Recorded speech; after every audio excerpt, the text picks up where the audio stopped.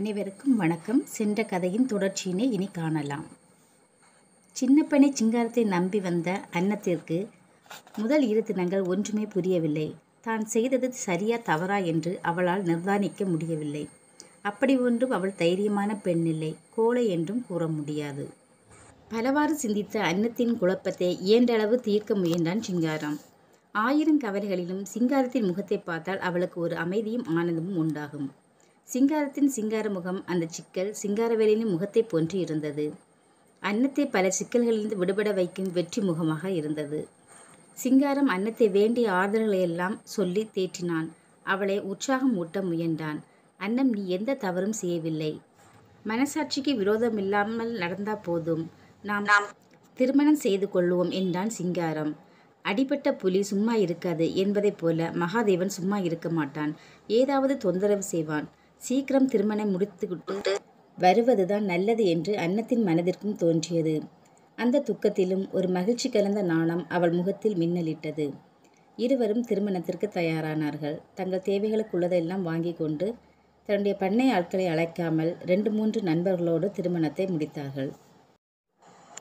சென்னையில் ஒரு பங்களாவை வாடகைக்கு அமர்த்தி கொண்டு இல்லறம் எனும் நல்லறத்தை இனிதே தொடங்கினார். சிங்காரம் சின்ன பண்ணையாக இருந்தாலும் தான் படித்த படிப்பிற்கு ஏற்ற வேலையும் தேடும் படலத்தை ஆரம்பித்தான். இனிமேல் சிங்காரம் கிராமத்திற்கு போகும் எண்ணத்தை கைவிட்டு விட்டான். மந்தை வெளியில் சந்தடியின்றி அன்னம் சிங்காரம் இருவரும் தங்கள் எண்ணம் போல் வாழ்ந்தனர். அப்பாவுடன் சண்டை போட்டு வந்த ஒரு பெண் கணவனுடன் இல்லறத்தை தொடங்கிவிட்டார். அப்பாவுடன் சண்டை போட்டு வந்த அந்த பையன் என்ன ஆனான் என்று பார்ப்போம். அப்பாவுடன் சண்டை போட்டதை மனதில் ஆத்திரமாக நினைத்து கொண்டு கிராமத்தை விட்டு வெளியேறிய தங்கபாலு நேராக பட்டணம் வந்து சேர்ந்தான். கையில் ஒரு பெட்டியுடன் பட்டண பிரவேசமான தங்கவேலு பல இடங்களில் வேலைக்காக அலைந்தான். பல கம்பெனிகள் ஏற இறங்கிய நிலையிலும் அவனுக்கு வேலை கிடைக்கவில்லை. அவனுடைய நண்பர்கள் அனுதாபம் காட்டினார்கள். ஆனால் உதவி செய்ய யாரும் முன்வரவில்லை. உலகம் பலவிதம், ஒவ்வொருவரும் ஒவ்வொரு விதம். இப்பொழுதுதான் தங்கபாலுக்கு உலகமே புரிந்தது. நோய்வாய்ப்பட்டவனுக்கு உணவு கசப்பதை போல வேலை வேலை என நோய்வாய்ப்பட்டு நொந்தவனுக்கு இந்த உலகமே கசந்தது. இன்பமும் துன்பமும் கலந்ததுதான் வாழ்க்கை. அன்பும் ஆசையும் கலந்ததுதான் இதயம். இந்த உலகின் மனித வாழ்வு என்பது ஒன்றும் மகத்தான சாதனை அல்ல. தங்கபாலு ஓடி ஆடி களைத்து விட்டான். கையில் கொஞ்ச நஞ்சமிருந்த காசும் செலவாகிவிட்டது. ஒரே ஒரு கைப்பட்டியுடன் எங்கும் அலைந்து திரிந்து கொண்டிருந்தான். அதில் அவனுடைய சர்டிஃபிகேட்டுகளும் ஆடைகளும் இருந்தன. அதற்காக அந்த பெட்டி அவசியமாக இருந்தது. இல்லை என்றால் அதையும் விற்றிருப்பான். அந்த பெட்டியின் உபயோகம் இன்னொன்றும் கூட. அது தலையணையாகவும் பயன்பட்டது. அங்கு ஹோட்டலில் வைக்கப்பட்டிருந்த பிளாஸ்டிக் டப்பாக்களில் இருந்த தண்ணீரை எடுத்து குடித்து தன்னுடைய களைப்பை ஆற்றினான். அப்பாடா, ஆண்டவர் தண்ணீரை படைத்து மனிதனின் தாகத்தை தீர்க்கிறான். வேலையை தந்து விரக்தியை தீர்க்கக்கூடாதா என்று வாய் விட்டு சொல்லி கொண்டான். அந்த நேரத்தில் எங்கிருந்தோ ஒரு பாடல் சத்தம் கேட்டது. கொஞ்ச தூரத்தில் ஒரு சிறு கும்பல் நின்று கொண்டிருந்தது. அதன் மையத்தில் ஒரு பெண், அழகான பெண், நல்ல ஆடைகளுடன் அமர்ந்து பாடிக்கொண்டிருந்தாள். அவளுடைய பக்க வயதான ஒருவர் தாடி மீசையுடன் ஹார்மோனிய பெட்டியை வாசித்து கொண்டிருந்தார்.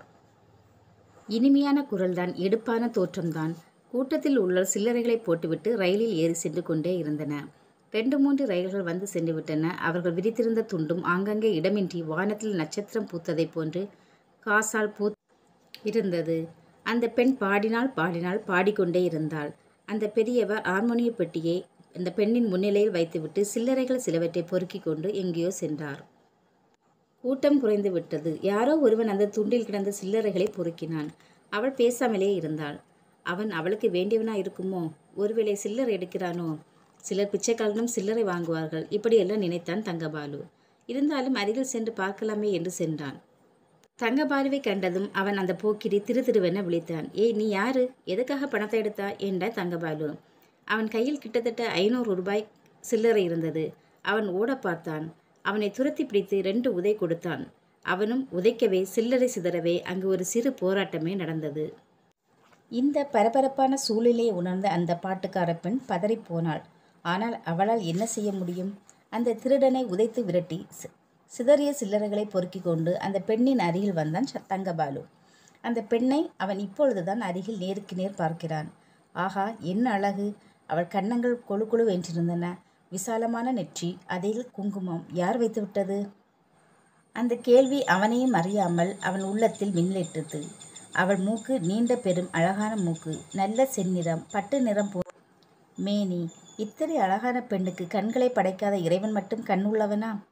கையில் சில்லறையுடன் அவள் எதிரே வந்த தங்கபாலு, இந்தாங்க பணம், இனிமேலையாவது இப்படியெல்லாம் நடக்காம பார்த்துக்குங்க என்றான். என்ன நடந்துச்சு என்றாள் அவள். அந்த அழகிய முகத்தில் ஒரு கலக்கம். யாரோ ஒருவன் உங்கள் துண்டில் கிடந்த சில்லறைகளை எல்லாம் சுருட்டி கொண்டு ஓட பார்த்தான். அப்படியா? உங்களுக்கு எங்களாலே ரொம்ப சிரமம். அப்பா வழியே போயிருக்கார் என்றாள் அவள். என்னுடைய பெட்டி சண்டை போட்டதிலே எங்கேயோ போயிடுச்சு என்று எழுந்து ஓடினான் அவன். முதல்ல பெட்டியை தேடி எணுங்க என்றாள் அந்த பெண். மீண்டும் அவள் முகத்தில் கலக்கம். சிறிது நேரத்தில் அவன் பெட்டியுடன் வந்தான். உங்கள் பெட்டி கிடைத்ததா என்று ஆர்வமாக கேட்டாள். கிடைச்சிருச்சு. என் பேர் சாருமதி. மெதுவாக தனக்குள் முணுமுணுத்து கொண்டான் அவன். அந்த பேரில் ஏதோ ஒரு இனிமை இருப்பதால் அவனுக்கு தோன்றியது. சாருமதி மனதுக்குள்ளே மௌனமாக 2 முறை சொல்லி கொண்டான். அவன் தன்னுடைய சர்டிஃபிகேட் பெட்டியை போட்டு அதிலே உட்கார்ந்து கொண்டான். ஆம், அந்த கிழவர் தான் அந்த தந்தை. அவர் கையில் பொட்டலத்துடன் அங்கு வந்து சேர்ந்தார். நீங்கள் போனதும் யாரோ ஒரு திருடன் என் எதிரிலே உள்ள சில்லறையை திருடிட்டு இருந்தான். இவர் அவனோட சண்டை போட்டு ரொம்ப சிரமப்பட்டு பணத்தை வாங்கிட்டு வந்துட்டாரப்பா என்றாள் சாருமதி. அவள் குரலில் நன்றி தொனித்தது. முகத்தில் மகிழ்ச்சி பூத்தது. அகத்தின் அழகுதானே முகத்தில் தெரியும். அப்படியா? ரொம்ப நன்றி சார் என்றார் அவர் பக்கம் திரும்பி. அதெல்லாம் ஒன்றுமில்லை சார். நீங்கள் இவங்களை இப்படி தனியாக விட்டுட்டு போகலாமா என்றான். என்ன செய்கிறது தம்பி, காலையிலேருந்தே ஒன்றுமே சாப்பிடல. பாவம், குழந்தை பாடிட்டே இருக்கு. சில்லறை சேர்ந்து டிஃபன் வாங்க போகிறேன் என்றார் அந்த பெரியவர். அப்பா, அந்த டிஃபனை அவருக்கு கொடுங்க என்றார் சாருமதி. ஆஹா, கண் உள்ளவனுக்கெல்லாம் இந்த கருணை இல்லையே கடவுளே என்று கனிவோடு கருதி பார்த்தான் தங்கபாலு. அவனையும் அறியாமல் கண்களில் நீர்த்துளிகள் துளிர்ப்பதை போன்ற ஒரு உணர்வு ஏற்பட்டது. ஆமாம் தம்பி, நீ ரொம்ப களைப்பாக இருக்க. இந்த உப்புமாவே இட்லின்னு சாப்பிடு தம்பி என்று ஆவலுடன் அவன் முகத்தை பார்த்த வண்ணம் பொட்டலத்தை பிரித்தார் அந்த பெரியவர். அவனை அறியாமல் அவன் கைகள் அந்த பொட்டலத்தை வாங்கிற்று. மனம் மறுக்கவில்லை. சாப்பிட்டு எத்தனை நாளாச்சு என்று சொல்லிக்கொண்டு அந்த இட்லியை ஒரே வாயில் அமுக்கி கொண்டான் தங்கபாலு. அவனுக்கு விக்கிற்று. அப்பா, தண்ணீர் கொண்டு வந்து கொடுங்களேன். இது அவளின் குரல். பெரியவர் ஓடினார். அந்த இட்லியை நீங்கள் எடுத்துக்கோங்க என்று 2 இட்லிகளை எடுத்து சாருமதியின் கைகளில் வைத்தான் தங்கபாலு. நீங்கள் சாப்பிடுங்க, நான் அப்புறமா சாப்பிட்ருக்கிறேன். இல்லை இல்லை, நிறைய இருக்குது, ஆளுக்கு பாதியாக சாப்பிடுவோம். இதை உப்புமா கூட இருக்குது என்று இலையை பாதியாக கிழித்து அதில் உப்புமா சட்னி எல்லாம் வைத்து சாருமதியின் கைகளில் கொடுத்தான் அவன். அதற்குள் பிளாஸ்டிக் குவளையில் தண்ணீருடன் அங்கு வந்துவிட்ட பெரியவர், ஏன் தம்பி, நீங்கள் சாப்பிடுங்க, குழந்தைக்கு நான் அப்புறமா வாங்கி வந்து கொடுக்கிறேன். இன்னைக்கு நிறைய சில்லறை சேர்ந்துருக்கு என்றார். சேர்ந்த சில்லறை அவர் இல்லைன்னா திருட்டு போயிருக்கோம் அப்பா என்று கொஞ்சலாக சொன்னாள் சாருமதி. தெய்வம் நம்மை கைவிடாத சாரு, அது அந்த மாதிரி மனித உருவிலே தான் உதவி செய்யும் என்றார் அவர். நான் தெய்வமா என்று தன்னைத்தானே கேட்டுக்கொண்டான் அவன். ஏம்பா தம்பி, நீ எங்கே படுத்துக்குவ என்றார் அவர். வானகமே கூரை, வையகமே வீடு, தாழ்வெல்லாம் நீங்க தாயகமே வாழ்க என்று வாய்விட்டு சிரித்தான் தங்கபாலு. எங்கள் குடிசையிலே வெளியிலே தங்கலாம் தம்பி என்றார் அந்த பெரியவர். உங்கள் குடிசை எங்கே இருக்குது? இங்கே தான், பக்கத்தில், ஸ்டேஷனுக்கு வெளியிலே என்று கையை காட்டினார் அவர். அந்த சமயத்தில் அந்த ஆதரவு கோடி பெறும், அதற்கு மேலும் பெருக என்றது அவன் மனம். சாருமதி நல்ல உயரம், ஒயிலான இடை, ஒடிசலான நடை, நீண்ட பின்னல் ஜடை. ஆகா, இவ்வளவு அழகான பெண்ணுக்கு கண்ணில்லையே என்று ஏங்கிற்று அவன் உள்ளம். அட போட பைத்தியக்காரா, சாருமதிக்கு கண்ணிருந்தா அதிர்ஷ்டக்கட்டையான உன் கண்ணிலேயே அவள் தட்டுப்பட்டிருப்பாள். எவனாவது இதுவரை அவளை கொத்தி விட்டு போயிருக்க மாட்டானா என்றது அவனுடைய உள்மனம். கண்ணில்லை என்றால் என்ன? இதயம் இருக்கிறதே, எங்கும் காணாத இதயம். மூவரும் குடிசைக்கு போய் சேர்ந்தனர். தம்பி, நீ வெளியே படுத்துக்க, குடிசை திறந்தே தான் இருக்கும். போலீஸ்காரங்க தொந்தரவு செஞ்சா உள்ளே வந்துடலாம் என்றார் பெரியவர். தலையை ஆட்டிவிட்டு வெளியே வந்த தங்கபாலு பெட்டியை தலைக்கு வைத்து கொண்டு வானத்தில் எத்தனை நட்சத்திரங்கள் இருக்கின்றன என்று எண்ண ஆரம்பித்தான். விடிந்தது. புதிய தெம்புடன் விழிந்து எழுந்தான் தங்கபாலு. தன்மேல் உண்மையான அன்பு செலுத்த ஆட்கள் இருக்கிறார்கள் என்றாலே உள்ளத்திற்கு ஒரு தனி உற்சாகம் ஏற்படும். அந்த உற்சாகம்தான் அவனுக்கு ஏற்பட்டது. அதுவரை அவன் காணாத அன்பு. தாயை பார்த்ததில்லை, தந்தையோ அன்பில்லாதவர், அக்கா அன்பு மிக்கவள் தான். ஆனாலும் அவளது அன்பை பரிமாறிக்கொள்ளும் வாய்ப்புகள் குறைந்த காலமே கிடைத்தது. இளமை காலத்திலே அவன் கல்வியை நாடி வெளியூர்களில் இருந்தான். கிராமத்துக்கு வரும்போது அவள் அங்கில்லை. குடும்பத் தலைவனுக்கு தனி பொறுப்பும் உரிமையும் உண்டு. அக்கடமைகளில் அவன் தவறினால் அக்குடும்பம் நெல்லிக்காய் மூட்டை அவிழ்த்து ஓடுவதைப் போல் ஆகிவிடும் என்று சொல்லவும் வேண்டுமா? மூவரும் அதிகாலையிலே புறப்பட்டான். எழுந்தவுடன் தொழிலை ஆரம்பித்த முறை அவன் தன்னுடைய பெட்டியை அந்த குடிசையில் வைத்துவிட்டு பதிலுக்கு கையில் ஒரு டோலாக் வாத்தியத்தை எடுத்துக்கொண்டான். இதையே தொழிலாக வைத்துக்கொள்ள வேண்டிய அவசியம் ஏற்படு என்று நினைத்திருந்தால் தனக்கு தெரிந்த அரைகுறை சினிமா பாடல்களையாவது முழுமையாக கற்றுக்கொண்டிருப்பான். அவன் ஹாஸ்டலில் பையன்களுடன் சேர்த்து பாட்டு பாடி கூத்தடிக்கும் வழக்கம் உண்டு. அப்பொழுதெல்லாம் நினைக்கவே இல்லை தனக்கு இப்படி ஒரு வாழ்வு வரும் என்று. யாருக்கு எந்த வாழ்க்கை இறைவன் எப்போது கொடுப்பான் என்று மனிதனுக்கு எங்கே தெரியும்? அவன் பிச்சை எடுப்பதற்கு வயிற்றுப்பசி மட்டும் காரணம் என்று சொல்ல முடியாது. அன்பு. அவன் இதுவரை காணாத அன்பை சாருமதியிடம் கண்டான். கண் உள்ளவர்களெல்லாம் காட்டாத கருணையை ஒரு கண்ணற்ற பெண் காட்டினாள். அவளுடைய தொழிலை செய்து கொண்டு அவளுடனே இருப்பது அவனுக்கு நிம்மதியாக இருந்தது. வாழ்க்கை எந்த நிலையில் இருந்தால் என்ன, நிம்மதியும் நிலையான இன்பமும் இருந்தால் போதும். அதில் என்ன கேவலம் என்று எண்ணினான் தங்கபாலு. சாருமதியின் அன்பில் அவன் ஒன்றிவிட்டான். நாளாவட்டத்தில் இருவரின் இதயங்களும் இணைந்தன. சில சமயங்களில் அப்பா வெளியில் சென்றிருக்கும் பொழுது சாருமதியும் தங்கபாலுவும் மனம் விட்டு பேசிக்கொள்வார்கள். அவன் பல சிரிப்பு கதைகளை சொல்லி குலுங்க குலுங்க சிரிக்க வைப்பான். அவள் குழந்தை போல சிரிப்பாள். அவனுடைய பேச்சில் அவள் தன்னையே மறந்து லயித்து போவாள். உள்ளத்தால் ஒன்றும் நிலையில் இரு ஆண்மக்களும் ஐக்கியமாகும். அப்பொழுது அவள் கேட்டாள், இந்த வாழ்வு உங்களுக்கு பிடித்திருக்கிறதா என்று. நான் பேசுவதும் சிரிப்பதும் என்னோடு நீ பழகுவதும் உனக்கு பிடித்திருக்கிறதா என்று அவன் கேட்டான். இப்பொழுதுதான் வாழ்க்கை என்றால் என்ன என்று நான் தெரிந்து கொள்கிறேன் என்றாள் அவள். அதை போலதான் நானும் உணர்கிறேன் என்பான் அவன். அவளுக்கு பசி வந்தால் அவன் ஊட்டி விடுவான். அப்பொழுதெல்லாம் அவள் தாயன்பே காணாத நான் உங்களிடம் தாயன்பை காண்கிறேன் என்பாள்.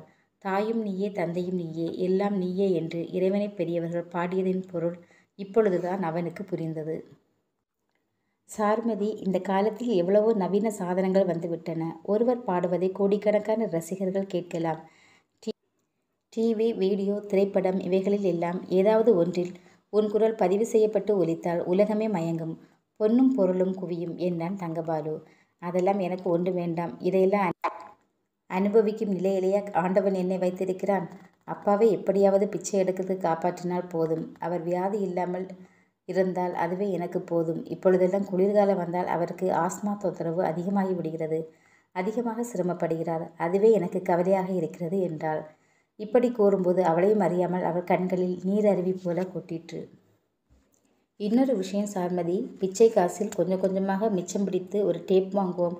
அதில் உன் பாடல்களை டேப் செய்து சினிமா கம்பெனியில் போட்டு காண்பித்தால் உனக்கு படத்தில் பாட சான்ஸ் கிடைக்கும் என்றான் அவன். அவள் சிரித்தாள். சாப்பாட்டுக்கே நாம் பிச்சை போதவில்லை, அதற்கெல்லாம் எங்கே மீத போகிறது? அப்படி இல்லை சாரு. அலை எப்போது ஓய்வது, எப்பொழுது சமுத்திரஸ்தானம் செய்வது? அதோடு அதாகத்தான் மிச்சம் பிடித்து முன்னேற்றத்திற்கு வேண்டிய காரியங்களை செய்ய முயற்சிக்க வேண்டும். எனக்கும் ஒரு வேலை கிடைத்தால் இதற்கெல்லாம் சௌகரியமாக இருக்கும். இல்லை என்றாலும் பரவாயில்லை, மூட்டை சுமந்தாவது உன்னை முன்னுக்கு கொண்டு வருவேன் என்றான் அவன். முத்து முத்தாக வேர்வை துளிகள் முகத்தில் மின்ன குடிசையினுள் நுழைந்தான் தங்கபாலு. ஓடி களைத்தவனைப் போல பெருமூச்சு விட்டான் அவன். சாரு, எல்லா சினிமா கம்பெனிகளிலும் ஏறி இறங்கி விட்டேன். ஒரே ஒரு கம்பெனியை தவிர. உன் பாட்டை பல பட முதலாளிகள் கேட்டாங்க. நிச்சயமாக சான்ஸ் தருவதாக சொல்லியிருக்காங்க. 2 கம்பெனியிலே டேப்பை கொடுத்துட்டு வந்திருக்கேன். அடுத்த வாரம் முடிவு சொல்கிறேன்னு சொல்லியிருக்காங்க. நிச்சயமாக சான்ஸ் கிடைக்கும், எனக்கு நம்பிக்கை இருக்குது என்றான் அவன். எனக்கு நம்பிக்கை இல்லையே என்றாள் அவள். நீ என்ன சொல்கிற சாரு? அப்பாவுடைய நிலைமை எனக்கு நம்பிக்கை இல்லை. அவள் கண்களில் இருந்த கண்ணீர் வழிந்தது. இதோ மருந்து வாங்கிட்டு வரேன் என்று புயலைப் போல வெளியே போனான் அவன். மருந்துடன் வந்த அவன், ஐயா இதோ மருந்து சாப்பிடுங்க, எல்லாம் சரியாக போயிடும். எல்லாம் சரியாக போச்சு தம்பி. இந்த பொண்ணை அனாதையாக விட்டுட்டு போக போகிறேன்னு தான் கவலையாக இருக்குது. ஆனால் அந்த கவலையும் கடவுள் தீர்த்து வச்சிட்டார் தம்பி. சாருமதியை உங்ககிட்ட ஒப்படைக்கிறேன். அவளுக்கு கண் இல்லைனாலும் கண் கலங்காமல் காப்பாற்ற வேண்டியது உன் கடமை என்றார் அவர். இந்த உணர்ச்சிகளையெல்லாம் எதிர்பார்த்து மதிக்கும் நிலையில் இல்லாத அவர் இந்த உலகத்தை விட்டு விடை பெற்று கொண்டார். இரவு முழுவதும் அழுது கொண்டிருந்த சாருமதியை சமாதானம் செய்தான் தங்கபாலு. புயலும் மழையும் சீறிக்கொண்டு வரும் பொழுது அதை ஒரு சிறு குடை தடுத்துவிட முடியுமா? தங்கபாலுவின் சமாதானமும் இப்படித்தான் ஆயிற்று. சாருமதியின் இதயத்தில் ஏதோ ஒரு இனம் தெரியாத புயல் வீசியது. அவள் சில சமயம் அவனின் தோளில் விழுந்து கொண்டு அழுதாள். சில சமயம் அவன் மடியில் விழுந்து கொண்டு அழுதாள். கூடியவர்கள் கரைந்து சென்றனர். தங்கபாலு சாருமதியை அழைத்து வந்து குடிசையில் விட்டான். நான் ஏதாவது சாப்பிட வாங்கி வருகிறேன் என்றான் அவன். எனக்கு ஒன்றும் வேண்டாம், நீங்கள் ஏதாவது சாப்பிட்டு விட்டு வாங்க என்றாள் அவள். நீ ஏதாவது சாப்பிட வேண்டும், 2 நாளாக பட்டினி என்றான் அவன். அவள் கிடந்த இடத்திலேயே கிடந்தாள். அவனும் லேசாக கண்ணயர்ந்தான். இரவு மெதுவாக நகர்ந்து கொண்டிருந்தது. பாவம், அந்த விளக்கு அதற்கும் உணவு இல்லாமல் அணைந்து விட்டது. மீண்டும் இருள். இதெல்லாம் அவளுக்கு தெரியாது. கண்ணின் இருள், இதயத்தின் சோகம். இதுதானே அவள் வாழ்க்கை. திடீரென விழித்து கொண்ட அவன் மெதுவாக தட்டு தடிமாறி வெளியே சென்று வந்தான். நெருப்பு பெட்டியை தேடும் நிலையில் இருவரும் திருமணம் செய்ய தீர்மானித்தனர். சாருமதியின் கண்ணீரை துடைத்து அவளுக்கு மாலை சூட்டினான் தங்கபாலு. அவளும் அவனுக்கு மாலை சூட்டினாள். இருவரும் மணமக்களாயினர். இந்த தம்பதியினர் கண்டு அங்குள்ள அலுவலர்கள் அதிசயித்தனர். சாருமதி அழகைக் கண்டு அவர்கள் வியந்தனர். ஆனாலும் அவளுக்கு இல்லாத நிலையைக் கண்டு பரிதாபப்பட்டனர். ஒரு வழியாக கல்யாணத்தை முடித்து கொண்ட தம்பதியர் அங்கு இருக்கும் சாமி தரிசனம் செய்துவிட்டு கல்யாண விருந்தாக பிரசாதத்தை உண்டுவிட்டு மலையை விட்டு கீழே இறங்கி வந்தனர். சாரு, எல்லா ஏற்பாடுகளும் முடிஞ்சிருச்சு, நீ சாப்பிட்றியா என்று கேட்டுக்கொண்டு குடிசைக்குள் வந்தான் அவன். எனக்கு ஒன்றும் வேண்டாம், நீங்கள் ஏதாவது சாப்பிடுங்க என்றாள் சாருமதி. ஏன் ஒன்றும் வேண்டாம், மனசு சரியில்லையா? இல்லை இல்லை, மனசு சந்தோஷமாக நிறைவாக இருக்குது, அதனால தான் எனக்கு ஒன்றும் வேண்டாம் என்றாள். சரி, நான் போய் பூ வாங்கி விட்டு வருகிறேன் என்று ஓடினான் அவன். ஆண்குருவியை பிரிந்த பெண்குருவி கூட்டில் தனிமையில் வாடுவதைப் போல இனம் தெரியாத சோகத்தில் இருந்தாள் சாருமதி. அம்மா அம்மா என்று குடிசைக்கு வெளியே ஒரு புதிய குரல் ஒலித்தது. யாரது என்று மெதுவாக குடிசை வாயிலுக்கு வந்தாள் அவள். நீங்கள் தானே சாருமதி? ஆமாம், என்ன வேண்டும்? நாங்கள் சினிமா கம்பெனிக்காரங்க, உங்கள் சொந்தக்காரர் கொடுத்த டேப்பை போட்டு கேட்டோம். குரல் எங்களுக்கு பிடிச்சிருக்கு, நீங்கள் எங்கள் படத்திலே பாடணும். சரிங்க, ஆனால் எங்கள் வீட்டுக்காரர் இப்போ தான் வெளியில் போனார், அவர் வந்ததுமே போயிடலாம். அவருக்கு என்ன மறுப்பாக சொல்ல போகிறாரு? நீங்கள் வாங்க, அவரையும் கூட்டிக்கிட்டே போவோம் என்று அவள் கையை பற்றினார் ஒருவர். வேண்டாங்க, அவர் வந்துடட்டும், ஸ்வீட் பாக்ஸு பூ எல்லாம் வாங்கிட்டு வர கடைக்கு போயிருக்கார். அப்படியா, நீங்கள் காரில் ஏறுங்க, ஸ்வீட் கடையிலே அவரையும் கூட்டிக்குவோம், எங்களுக்கு டைம் ஆயிற்று என்று அவள் கையை பிடித்து கூட்டி காரில் உட்கார வைத்தான் மற்றொருவன். என்னங்க, என்னை கார்லேயே உட்கார வச்சிட்டிங்க, அவர் எந்த கடைக்கு போயிருக்காருன்னு எனக்கு தெரியாது. கடைக்கு போய் அவரை கூட்டிகிட்டு தான் போகிறோம்மா என்று அவர்கள் சொன்னாங்க. கார் புறப்பட்டது. சிறிது நேரத்தில் கையில் பலகாரம், ஸ்வீட், பூவுடன் வந்தவனுக்கு குடிசை திறந்திருந்தது. விளக்கு எரிந்து கொண்டிருந்தது. லேசான இருள், மங்கலான ஒளி. தங்கபாலுவின் மனதில் கேள்விக்குறி. இரவு முழுவதும் அவளை தேடினாள். காலம் நடுநிசையை எட்டிட்டு. இன்னும் சொன்னால் இரவு பயணம் பாதி பொழுதே கடந்தது. தங்கபாலு சந்துக்குள் நடக்கும் பொழுது கதவை அடிக்கும் சத்தம் கேட்டது. ஆவேசமாக திரும்பி வீதிக்கு வந்தான். குடிசையின் வாயிலில் சாருமதியை இறக்கி விட்டுவிட்டு ஒரு கார் வேகமாக பறந்துவிட்டது. பெட்டியை தூக்கி கொண்டு அவள் அருகே ஓடி வந்த தங்கபாலு, சாரு வந்துவிட்டாயா, எங்கே போயிருந்தா என்று பதறினான். மௌனமாக குடிசைக்குள் சென்றாள் அவள். என்ன சாரு, பேசாமல் இருக்க, எங்கே போன? யாரை கூட்டிகிட்டு போனாங்க? நான் உனக்காக ஸ்வீட்டெல்லாம் வாங்கி கொண்டு வந்தேனே, எங்கே போன? என்கிட்ட சொல்லாமல் என்னை விட்டுவிட்டு எங்கே போன? ஒன்றுமே இல்லையா? நிறைய இருக்குது. யாரோ ஒரு சினிமா கம்பெனியில் உள்ளவங்க என் குரலை கேட்டாங்களாம், உடனே வந்து பாடணும்னு சொல்லி அவசரப்படுத்தினாங்க. நல்ல காலம் வந்துடுச்சு சாரு, பாடுனியா? சொல்லு, பாட்டு எப்படி வந்தது? பாடுனேங்க, ஆனால் சுருதி தான் பேதமாக போச்சு. நீ என்ன சொல்கிற? சுருதி பேதமாக போச்சா? ஆமாங்க, நான் தெரு பாடகித்தானே, அவங்க ஹை கிளாஸ் தான் ஒத்து வரல. அதுக்கு என்ன சாரு, நம்ம பாட்டு பாடிட்டு வர வேண்டியது தானே? பாடுனேன், ஒரு சோகப்பாட்டு. அது ஏதோ என் வாழ்க்கையை பிரதிபலித்த மாதிரியே இருந்துச்சு. அது என்ன பாட்டு? சீக்கிரமாக பாடு, கேட்போம். பாட்டுக்கு இவ்வளோ அவசரப்படுத்திங்களே, கேட்டு ரசிக்கவா? அது ஒரு சோக பாட்டுங்க. நீங்கள் வந்திருந்தா இப்படியெல்லாம் நடந்திருக்குமா? எப்படி? இல்லை, நீங்கள் வந்திருந்தா எல்லா விவரங்களையும் கேட்டுக்கிட்டு வந்திருப்பீங்கன்னு சொல்ல வந்தேன். சாரு, படம் ரிலீஸ் ஆனதுக்கு உனக்கு ஏகப்பட்ட கிராக்கி வந்துடும். அப்புறம் இந்த குடிசே இல்லை, மாடியே தான் கட்டப்போகிறோம். அதெல்லாம் வேண்டாமுங்க, கூழோ கஞ்சியோ நம்ம இங்கேயே இருந்துக்கலாம். நீ என்ன சொல்கிற சாரு? நீ பேசுகிறதே எனக்கு ஒன்றும் புரியலை. ஏங்க, உங்களுக்கு இந்த ஆடம்பர வாழ்க்கையே இவ்வளவு ஆசை, அதில் எவ்வளவு நிம்மதி இருக்கா?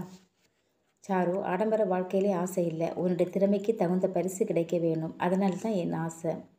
கிடைச்சிருச்சு, என்னுடைய தகுந்த பரிசு கிடைச்சிருச்சு, இன்னும் கிடைக்கும். நானும் வந்திருந்தா அந்த ப்ரொடியூசரை பார்த்துருப்பேன், நிறைய பேசியிருப்பேன். நீங்கள் வந்திருந்தா நடக்கிற கதையே வேற. ஏன் சாரு, என்ன பாட்டு? ஏன் ஒரு மாதிரி பேசுகிற? நான் வராததை பற்றி சொல்கிறியா? ஆமாங்க, எனக்கு தெரியும் சாரு, இந்த சினிமாக்காரங்களே அப்படித்தான், அவசரக்காரங்க. கொஞ்சம் பொறுங்க, அவர் வந்துடுவான்னு எவ்வளோ சொன்னேன், கேட்கலையே. நான் வரலன்னா என்ன, பரவாயில்லை, நடக்க வேண்டியது நடந்துச்சுல்ல. ஆமாங்க, நடந்துடுச்சு. இந்த பணம் கூட என்று மடியில் வைத்திருந்த 10 ரூபாய் நோட்டுகளை அவனிடம் நீட்டினாள் அவள். அதில் அவளுடைய 2 சொட்டு கண்ணீர் துளிகளும் சங்கமும் ஆயின. நோட்டுக்கட்டை கையில் வாங்கிய பாலு, ஏன் சாரு அழுற என்றான். இல்லைங்க, இந்த நோட்டுக்கட்டு பார்க்க கூட எனக்கு கண் இல்லையே. மறுநாள் காலை ஒரு புதிய சினிமா கம்பெனியிலிருந்து சாருமதிக்கு அழைப்பு வந்தது.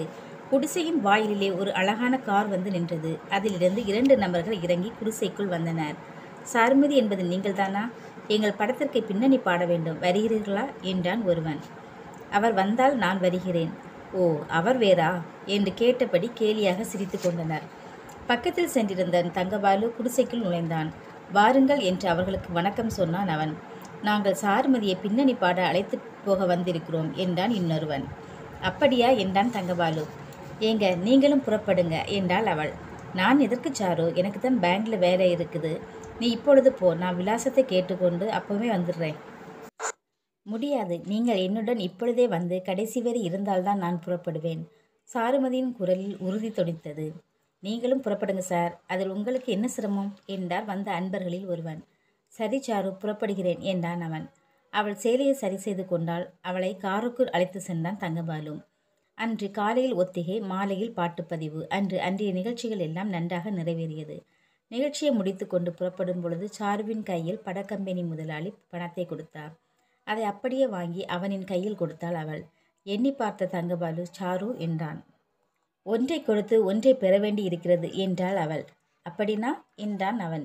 குரலை கொடுத்து பணத்தை பெற வேண்டியிருக்கிறது என்று சொன்னேன்.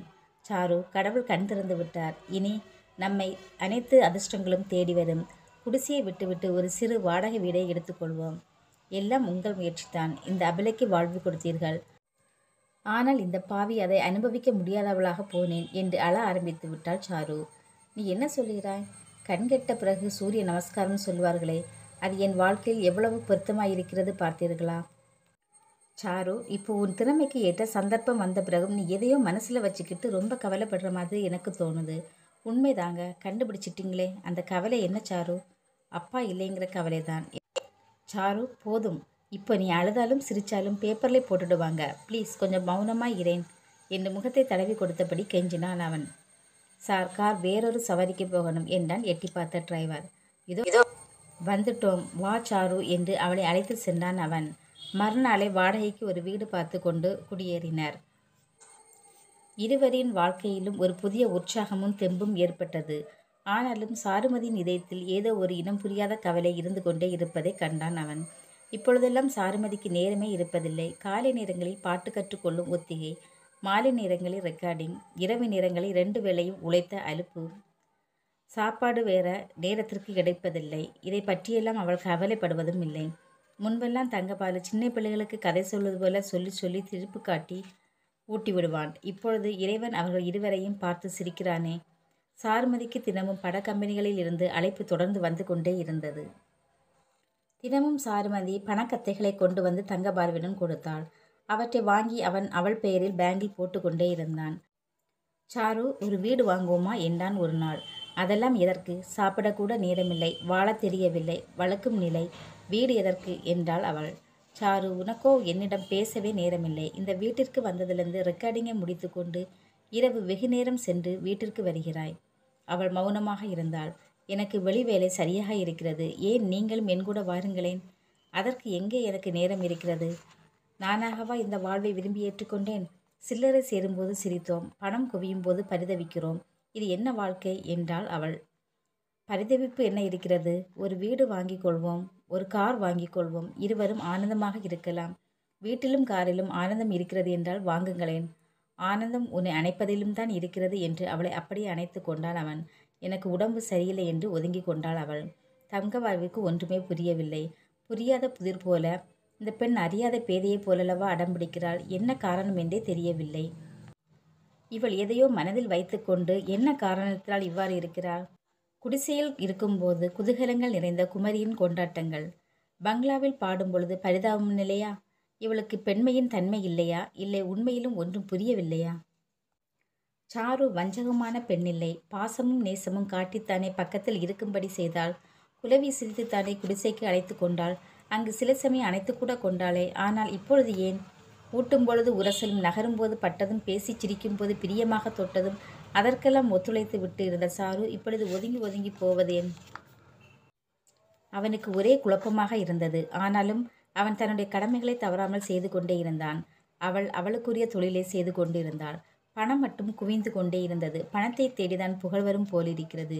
எந்த நேரம் பார்த்தாலும் வானொலியிலும் வழிநெடுகிலும் சாருமதியின் சங்கீதம் ஒலித்து கொண்டே இருந்தது. அது அவனுக்கு பெருமையாக கூட இருந்தது. அவன் ஸ்கூட்டர் வாங்கி கொண்டான். கம்பெனிகளில் அவன் சென்று வந்தான். ஒரு சிறு வீடாக வாங்குவதற்கு அவன் ஏற்பாடுகள் செய்து கொண்டிருந்தான். அது முடிய நிலையில் இருந்த அதை பற்றி பேசவே அவளுக்கு நேரமில்லை. ஆனால் வீட்டுக்காரர்கள் ஒரு முடிவு சொல்லும்படி அவனை வற்புறுத்தினர். அதனால் அவளை அணுகி இன்று ஒரு முடிவு செய்து விடுவது என்று எண்ணிக்கொண்டான் அவன். இப்பொழுதெல்லாம் அவனும் அவளும் இணைந்தே பல இடங்களுக்கு செல்ல முடிவதில்லை. இதையெல்லாம் அவளிடம் ஒரு நாளாவது தீர்க்கமாக கேட்டு விடுவது என முடிவு செய்தான் அவன். அதற்குள்ள சந்தர்ப்பத்தை எதிர்பார்த்து கொண்டே இருந்தான். அவள் இல்லாமல் அவளுடைய வேலையாக அவன் இப்பொழுது வெளியே போவதும் வந்தவுடன் தனியாக சாப்பிடுவதும் தூங்குவதும் அவளை பார்க்க முடியாமலே பல நாட்கள் கழிவதும் அவனுக்கு என்னவோ போலிருந்தது. வேலைக்காரர்கள் கூட அவளை அடிக்கடி சந்திக்கிறார்கள். இரவு நேரங்களில் அவள் அறைக்கு செல்ல நினைத்தால் பெரும்பாலான இரவு நேரத்தில் அவள் வெகு நேரம் கழித்தே படுக்க வருவாள். அப்படியே தப்பி தவறி வந்தாலும் அவள் படுக்கை அறை பூட்டியே இருக்கும். எப்படியாவது பூட்டுவதற்குள் அவன் அறைக்குள் நுழைந்து அவளுடன் பேசினால், எனக்கு உடல்நிலை சரியில்லை, தயவுசெய்து என்னை தூங்க விடுங்கள் என்று போர்வையை இழுத்து போர்த்தி கொண்டு விடுவாள். இதுதான் பெண்மையா? இதுதான் ஒரு வேலைக்காரனை விட கேவலமாக அந்த இடத்தில் இருப்பதை விட. ஆனால் பணவளவு செலவுகளை பற்றியெல்லாம் அவனிடம் எதுவுமே அவள் கேட்டுக்கொண்டதே இல்லை. வருமானம் அவ்வளவிற்கும் தங்கவாறுதான் ராஜா. அதையா விரும்பினான் அவன்? கொஞ்சம் மானம், கொஞ்சம் உரிமை, இவை இரண்டும் இல்லாத இடம் சூன்யம் இல்லாமல் வேறு என்ன? சாருமதி திடீரென ஏன் இப்படி மாறினாள், என்ன காரணம் என்று குழப்பத்திற்கு மட்டும் தெளிவு காண விரும்பினான் அவன். ஒரு நாள் இவள் ரெக்கார்டிங் முடிந்த இரவு வெகுநேரம் சென்று வீட்டிற்கு வந்தாள். வீட்டின் பல பகுதிகளில் இவள் யாருடைய துணையும் இன்றியே நடந்து சென்று தன்னுடைய வேலைகளை தானே கவனித்து கொண்டு விடுவாள். சில சமயங்களில் தடுக்கி விழுந்தால் சோபா செட்டு தடுக்கினால் அதிலே விழுந்து எழுந்து உட்கார்ந்து கொண்டு சிரிப்பாள். பாத்ரூமில் தடுக்கி விழுந்தால் பதட்டமே இல்லாமல் எழுந்து வந்து விடுகிறாள். படுக்கையறையில் தடுக்கி விழுந்தால் இப்பொழுதெல்லாம் அவனுடைய உதவி ஒன்றும் இவளுக்கு தேவைப்படுவதில்லை. இவள்தான் சொந்த காலிலே நிற்கிறாளே. மாடிப்படிகளை நிதானமாகவே ஏறி வந்து கொண்டிருந்தாள் சாருமதி. அதே பழைய ஹார்மோனிய பெட்டியை வைத்து பாடி ஹாலில் வாசித்து கொண்டிருந்தான் அவன். இந்த ஓசை அவளுக்கு ரயில்வே பிளாட்பாரத்தில் நினைவு அலைக்கு இழுத்து சென்று சாரு, அவன் குரல் தழுதழுத்தது. நீங்களா? மெதுவாக கேட்டாள் அவள். அவளையும் அறியாமல் ஏதோ ஒரு நடுக்கம். சாரு, இப்பொழுதுதான் வருகிறாயா? ஏன் இவ்வளவு நேரம்? ரெக்கார்டிங்கில் பல டேக் எடுத்தார்கள், அதனால் கொஞ்சம் நேரம் ஆகிவிட்டது. ஏன், நீதான் ஒரே டேக்கில் ஓகே ஆகிவிடுவாயே. இப்பொழுதெல்லாம் என்னால் மூச்சு பிடித்து பாட முடியலைங்க, அதனால்தான். இப்பொழுது உன்னால் எதுதான் முடிகிறது? அந்த கேள்வி அவளை கொஞ்சம் கடுமையாகவே தைத்தது.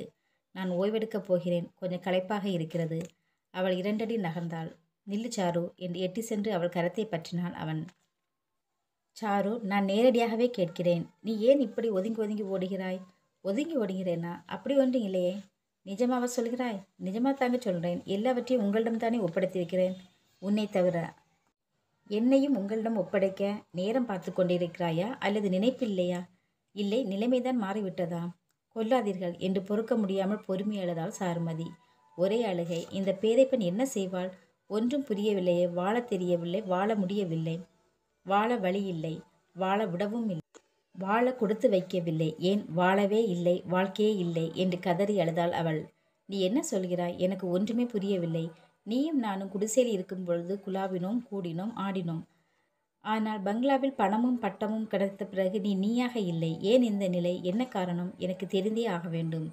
இந்த உலகத்தில் நடக்கும் காரியங்கள் எல்லாவற்றிலும் காரணங்கள் தெரிந்துதான் ஆக வேண்டும் என்றால் கடவுளை கேட்க வேண்டும். மனித ஜீவனால் பதில் சொல்ல முடியாது.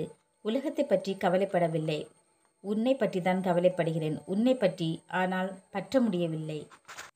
நீங்கள் சொல்வதெல்லாம் புரிகிறது, அதனால்தான் நானாக இல்லை. ஆமாம், கொஞ்ச நாளாக நீ நீயாக இல்லை. கவனித்து கொண்டுதான் வருகிறேன். என்னை மறந்து. உங்களை மறக்கவில்லை, இன்னும் சொன்னால் உங்களை நினைக்கவில்லை. மறந்தால் அல்லவா நினைப்பதற்கு. மதத்தின் பெரிய தலைவர்கள் ஆண்டவன் மேல் எவ்வளவு பக்தியும் நம்பிக்கையும் வைத்திருக்கிறார்களோ அதைவிட 1000 மடங்கு நான் உங்களிடம் வைத்திருக்கிறேன். நான் கண் இல்லாவிட்டாலும் கண் தந்த தெய்வத்திடம், கைகளாலும் உள்ளத்தாலும் உணர்ந்த வாழ்வு தந்த தெய்வத்திடம் பக்தி செலுத்துகிறேன். அந்த தெய்வத்தையே சதா காலமும் இதே கோவிலில் வைத்து பூஜித்து கொண்டிருக்கிறேன். இது உண்மையானால் ஏன் ஒதுங்கி போகிறாய்? ஆன்மாவையே உங்களுக்கு அர்ப்பணித்து விட்ட பிறகு கேவலம் இந்த உடல் என்ன சர்வ சாதாரணம்? இதை எண்ணியா நீங்கள் மனதை புண்படுத்திக் கொள்கிறீர்கள்? சாரு, மனிதன் வாழ்நாள் முழுவதும் கற்பனையிலே வாழ்ந்துவிட முடியாது. தாகம் எடுப்பது இயற்கை, அதை மீற முடியாது. தண்ணீர் கிடைக்கவில்லை என்றால் கொதிப்பும் அதிகமாகாதா? மதிப்பும் மரியாதையும் குறையாதா? இதற்கு நான் என்ன பதில் சொல்வது? பதில் சொல்ல முடியாது. காரணம், நீ எங்கேயோ சென்று விட்டாய், வேறு யாரையோ விரும்புகிறாய். உன் அந்தஸ்திற்கு என்னை பார்த்தால் இப்பொழுது இளக்காரமாக தெரிகிறது. ஐயோ, அப்படியெல்லாம் சொல்லாதுங்க என்று அவன் அருகே வந்து அவனை பற்றி அவன் வாயை மூடினாள். கண்களில் கண்ணீர் சொட்ட வாய்விட்டு அழுது புலம்பினாள் சாருமதி.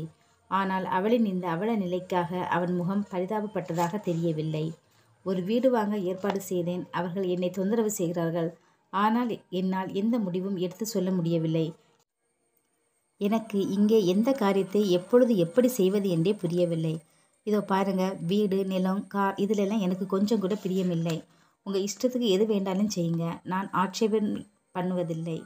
நீங்கள் வீடு வாங்கினால் அதில் ஒரு அறையில் என் தந்தையின் படத்தை வைத்து பூஜை செய்துவிட்டு, என் இதயத்தில் உங்களை வைத்து பூஜை செய்துவிட்டு ஒரு மூலையில் முடங்கி கிடப்பேன். இதை தவிர இந்த கண்ணு தெரியாத எனக்கு என்ன வாழ்வு இருக்கிறது? இதே வார்த்தையை அவள் குடிசையில் சொல்லியிருந்தால் அவன் வாயை பொத்தியிருப்பான். ஆனால் இடம்பேதம் ஏற்பட்டு விட்டதே, மனபேதமும் கூடத்தான். இந்த உடல் அழியக்கூடியது, அதற்கு ஒரு சுகம் ஒரு கேடா என்று விரக்தியாக சிரித்தாள் அவள். சாரு, வாழ நினைத்தால் வாழலாம், வீழ நினைத்தால் வீழலாம், இரண்டும் இறைவன் கையில் இருக்கின்றன என்று கூறிவிட்டு உள்ளே மெதுவாக ஓடினாள் அவள். ஹாலை கடந்து அவளுடைய அறைக்கு சென்று தாளிட்டு கொண்டாள். சிறிது நேரத்தில் அவன் கண்ட காட்சி. அவளுடைய அறை பக்கமெல்லாம் அவன் செல்ல விரும்பவில்லை. ஆனாலும் ஏதோ சத்தம் கேட்கிறதே என்று ஹாலில் நின்றபடி எட்டி பார்த்தான். ஜன்னலை மூட மறந்து விட்டாளோ என்னவோ. அவள் வாஷ்பேஷனில் வாந்தி எடுத்து கொண்டே இருந்தாள். நெஞ்சை பிடித்து கொண்டான் தங்கவாலு. இந்த உலகமே இடிந்து அவன் தலையில் விழுவது போன்ற உணர்ச்சி அவனுக்கு ஏற்பட்டது. எரிமலையின் கோபத்தை தாங்க முடியாத பூமி வானத்தில் சிதறுவதைப் போல அவனுடைய உணர்ச்சிகளை தாங்க முடியாத உள்ளமும் வெடித்து விடும் போல இருந்தது. இவள் பெண்ணா இல்லை பேயா? இவளை போய் நான் கல்யாணம் செய்து கொண்டேனே, உள்ளம் இவளிடம் இருக்கிறது என்று நம்பினேன். கண் குருடு போல இவள் கருத்தும் குருடானவள், பெண் குருடு போல பிரியத்திலும் குருடானவள். ச்சே, என்ன உலகம், என்ன வாழ்வு! தேவை ஓர் உள்ளம் என்று தேடி வந்தால் அந்த பாவை பாதை தவறி போய்விட்டாளே. போதும் வாழ்க்கை, போதும் இன்பம், போதும் எதிர்பார்ப்புகள், போதும். இந்த கேவலமான தொடர்பு அவனின் இதயத்தை தவித்தது, தகித்தது, கொதிக்க வைத்தது. ஹாலில் கிடந்த அந்த பழைய ஹார்மோனிய பெட்டியை தூக்கி தோளில் போட்டுக்கொண்டு வீட்டை விட்டு வெளியேறினான். இந்த கதை பிடிச்சிருந்தா லைக் பண்ணுங்க. இந்த கதையின் தொடர்ச்சியினை இறுதி பாகத்தை இனி வரும் நாட்களில் பார்ப்போம். வணக்கம்.